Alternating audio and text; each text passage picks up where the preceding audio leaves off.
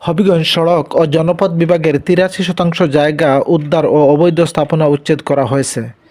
আজ মঙ্গলবার ২৬ নভেম্বর দুপুরে জেলা প্রশাসনের নির্বাহী ম্যাজিস্ট্রেট বাজিদ সরদারের নেতৃত্বে এসব অবৈধ স্থাপনা উচ্ছেদ করা হয়।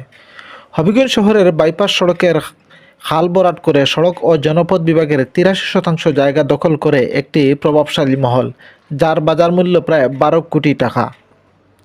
পরে তারা সেখানে অবৈধভাবে মার্কেট নির্মাণ করলে এলাকার জনসাধারণের মাঝে মিশ্র প্রতিক্রিয়া সৃষ্টি হয়।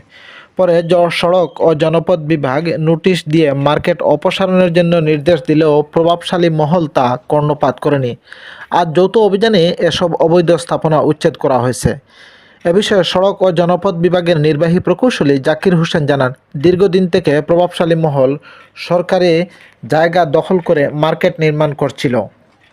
পরে তাদেরকে উচ্ছেদের জন্য নোটিশ প্রদান করলেও তা কর্ণপাত করেনি।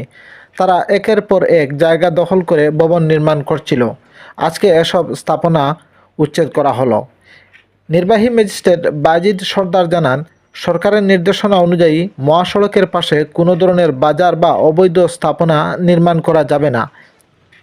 এখানে সড়কের পাশে খাল ভরাট করে যে মার্কেটটি নির্মাণ করা হয়েছিল সেটি আজ গুড়িয়ে দেওয়া হলো।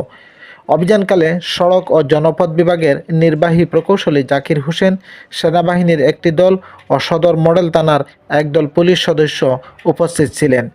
তবে